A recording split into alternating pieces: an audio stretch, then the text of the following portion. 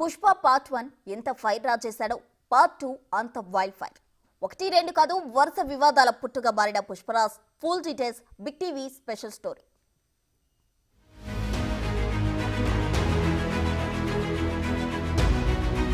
పుష్పరాజ్ ఓ వివాదాల పుట్ట.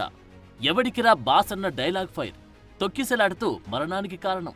సంధ్యా థియేటర్ ఘటనలో కేసు, టికెట్ ధరల పెంపు అనే పిటిషన్, బెనిఫిట్ షోల డబ్బు ఎవరికన్న ప్రశ్న, 100 కోట్ల ఖర్చుకు లెక్కలేవన్న క్వశ్చన్ మార్క్, నాగబాబు ట్వీట్లతో హీటెక్కిన విధం, మెగా ఫ్యామిలీతో గ్యాప్ అన్న టాక్ స్ప్రెడ్, పుష్ప క్యారెక్టరైజేషన్ పై పవన్ కామెంట్, ఒక సినిమాకు 300 కోట్ల రెమ్యునరేషనా అన్న చర్చ, విలన్ పాత్రకు జాతీయ ఉత్తమ నటుడి హోదానా అంటూ మరో డిబేట్, పార్టీల రంగు కూడా పుల్ముకోవడంతో ఇంకో వివాదం, జనసేన నాయకులు బాహటంగానే అల్లు అర్జున్ కి వార్నింగ్. అల్లు అర్జున్, నీ మతం దించుదాం, నీ అహంకారం దించుదాం, మేము ఏదైనా సరే ఎదుర్కొంటాం. మొత్తంగా ఈ పుష్పరాజ్ ఓ వివాదాల పుట్టగా మారాడా అంటే అవునని చెప్పాల్సి వస్తుంది. ఈ మొత్తం ఫైర్ ఎక్కడ రాజుకుందని చూస్తే వైసీపీ అభ్యర్థి శిల్పా రవికి సపోర్ట్ గా నంద్యాలకు వెళ్లినప్పటి నుండి పుష్పరాజ్ హీట్ రైజ్ చేస్తూ వచ్చాడు. ఆ వెంటనే నాగబాబు మనవాడైన ప్రత్యర్థులకు మద్దతిస్తే పరాయివాడే అంటూ ట్వీట్ పెట్టడం, ఆ వెంటనే దాన్ని తొలగించడం నుంచి మొదలైంది అల్లు అర్జున్ వివాదాల పరంపర. ఆ తర్వాత కొన్నాళ్ల పాటు దీనిపై full dialogue war. Firstly, I would like to tell I am not politically aligned with any party అండి. నాకు ఒఫీషియల్గా ఏ పార్టీతో సంబంధం లేదు. I'm neutral to all parties. నా అనే వ్యక్తులు ఏ పార్టీలో ఉన్నా పార్టీకి సంబంధం లేకుండా నేను వ్యక్తిగతంగా వాళ్ళకి నా సపోర్ట్ ఇస్తాను. It could be my uncle Pawan Kalyan garu. My love and support is always there for him. And లేదంటే నా ఫ్రెండ్ నంద్యాలలో రవి గారు అవ్వచ్చు, లేదంటే రేపు మా మావయ్య గారు చంద్రశేఖర్ రెడ్డి గారు కావచ్చు, లేదంటే రేపు మా బన్నివాస్ కావచ్చు, ఎవరైనా కావచ్చు. పార్టీకి సంబంధం లేకుండా నేను వాళ్ళకి మద్దతు ఇస్తాను. ఇదిలా కొనసాగుతుంటే అల్లు అర్జున్ నటిస్తున్న పుష్ప హీరో క్యారెక్టరైజేషన్ పై పవన్ కళ్యాణ్ చేసిన కామెంట్ల కాక రాజుకోవడంతో అల్లు మెగా ఫ్యాన్స్ రెండుగా చీలి డిజిటల్ మీడియా వేదికగా దాదాపు గల్లా పట్టుకున్న పరిస్థితి. My first awareness in the forest was Kannada continuous Sri Rajkumarji's Gandhada Gudi. So Gandhada Gudi is all about protecting a forest. How a DFO forest officer safeguards the forest and from smuggling. So I was sharing with my colleagues the other day in Aranya Bhavan. I was sharing how the culture transformed. A hero was around 40 years back. He is someone who safeguards the forest. And now the hero is someone who cuts away the forest and who is a smuggler. This we can understand.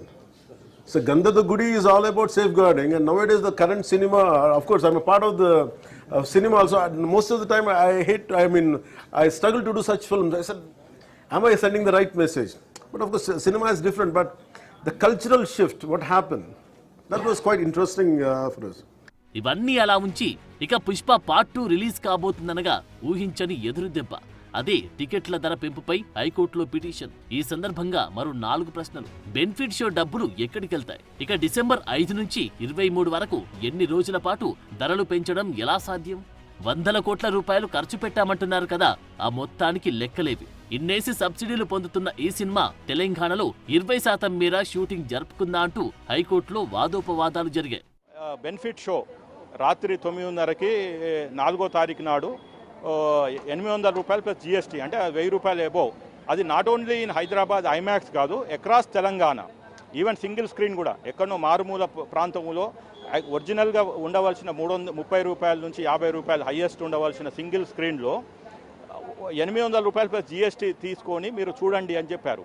అది benefit show అన్నారు. మేము అడిగాము, ఇది benefit show ఎవరికి? ఆ వచ్చిన డబ్బులు ఏమైనా గవర్నమెంట్కి ఇస్తున్నారా? Government of Telangana CM relief ఫండ్కి ఇస్తున్నారా? లేకుంటే పీఎం కేర్ మోడీ గారికి ఇస్తున్నారా? లేకపోతే ఇంకేదైనా నోబుల్ కాజ్ ఏముంది అని అడిగాము. ఇవన్నీ ఇలా ఉంటే ప్రీమియర్ షో రోజు సంధ్యా థియేటర్ కి స్వయాన అల్లు అర్జున్ వెళ్లడంతో అక్కడ తొక్కిసలాట జరిగి రేవతి అని వివాహిత మరణించడంతో పాటు ఆమె కొడుకు శ్రీతేజ్ తీవ్ర గాయాల పాలై ప్రస్తుతం కోమాలోకి వెళ్లడం, అలా వెళ్లడంతో ప్రస్తుతం ఆ ఇంట్లో తీవ్ర విషాదకరమైన వాతావరణం.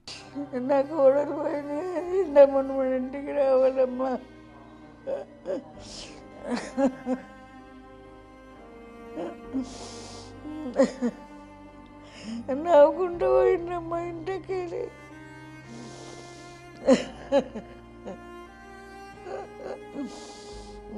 చాలా బాధేస్తుందమ్మా. ఒక పక్క ఈ సినిమా కారణంగా ఒక చావు నమోదైతే మీరు సంబరాలు జరుపుకుంటారా అంటూ సోషల్ మీడియాలో బీభత్సమైన చర్చ. అప్పటికి మైత్రి మూవీస్ బాలుడి చికిత్స బాధితులు మొత్తం తాము తీసుకుంటామని ప్రకటించిన పరిస్థితిలోని తీవ్రత ఎంత మాత్రం తగ్గలేదు. ఈ దుర్ఘటనకు అల్లు అర్జునే కారణమంటూ పోలీసులు బిఎన్ఎస్ సెక్షన్ 105 ప్రకారం కేసు నమోదు కాగా, ఇది రుజువైతే 10 ఏళ్ల జైలు శిక్ష పడే అవకాశం కనిపించడం మరో వివాదాస్పద అంశం.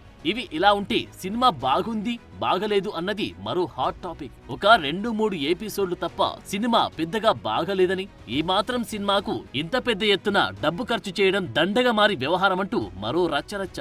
పాన్ ఇండియా లెవెల్లో పుష్ప సినిమా ప్రదర్శితమవుతున్న హాళ్లు పూర్తిగా ఖాళీగా కనిపిస్తున్నాయంటూ ఇంకో ఇష్యూ. సినిమా బాగోలేదు కాబట్టి ఇలా జరిగిందంటూ కొందరు యాంటీ పుష్పరాజ్ వాయిస్ వినిపిస్తూ గొడవ.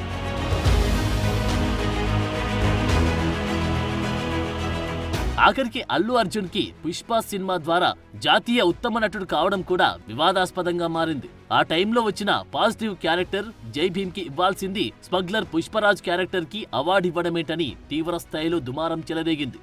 ఎప్పుడైతే అల్లు అర్జున్ నంద్యాల వెళ్లి వైసీపీ లీడర్ కి సపోర్ట్ చేశాడో ఆనాటి నుంచి అల్లు అర్జున్ ఆయన నటించిన పుష్పరాజ్ సినిమా రాజకీయ రంగు పులుముకొని తద్వారా జనసేన లీడర్ల నుంచి వార్నింగ్లు రావడం వరకు వివాదాల పరంపర ఆగనేలేదు. ఆల్ మెగా ఫ్యామిలీని ఎవరినైనా సరే టచ్ చేస్తే మేము ముఖ్యంగా చెప్తున్నాం, ఇందాడే చెప్పాం మళ్ళీ చెప్తున్నాం, మీరు ఎదురు పార్టీ వాళ్ళు ఏదైనా విమర్శిస్తే మేము పట్టించుకోం. కానీ పవన్ కళ్యాణ్ గారిని కానీ మెగా ఫ్యామిలీని కానీ సొంత పార్టీ వాళ్ళు జనసైనికులైనా సరే, జనసేనల పార్టీల వాళ్ళైనా సరే, లేక తెలుగుదేశం వారైనా సరే, బీజేపీల వాళ్ళైనా సరే తప్పుడు స్టేట్మెంట్ ఇస్తే ఖచ్చితంగా మిమ్మల్ని ఎదుర్కొంటాం, ఎవరినైనా సరే ఎదుర్కొంటాం. ఇది అందరికీ హెచ్చరిక చేస్తున్నాం. ఇవన్నీ ఒక ఎత్తైతే ఒక సినిమా కారణంగా ఒక నిండు ప్రాణం బలి కావడమే అత్యంత విషాదకరమైన వివాదంగా మారింది. మరి ఈ కేసు నుంచి అల్లు అర్జున్ ఎలా బయటపడ్డా మృతురాలి ఇంట్లో నెలకొన్న విషాదం మాత్రం ఎవ్వరూ పూడ్చలేనిది, ఆ ప్రాణం తిరిగి తీసుకురాలేనిది. ఈ సినిమా మా ఇంటి వినాశనానికి వచ్చిందా అంటూ మృతురాలి అత్తయ్య అనడం అత్యంత బాధకరం. జరసేపు కూడా తల్లి నుంచి పెట్టుండకుండా పిల్ల దిమ్మరిపోయినట్టు అవుతున్నది. ఆ సినిమా వాళ్ళ ప్రాణానికే వచ్చిందేమో. ఇంటి వారసుడు శ్రీతేజ్ ఆరోగ్య పరిస్థితి వైద్యానికి ఎంత మాత్రం సహకరించడం లేదని, అతడు ఇప్పటికీ కోమాలో ఉన్నాడని అంటున్నారు వైద్యులు. అప్పటికి తమపై పడ్డ నింద తుడుచుకుపోవడానికి చిత్ర బృందం బాలుడున్న ఆస్పత్రికి వెళ్లినా ఆ కుటుంబానికి జరిగిన నష్టం ఎవ్వరూ పూడ్చలేరన్న అభిప్రాయం వెలువడుతోంది సర్వత్రా.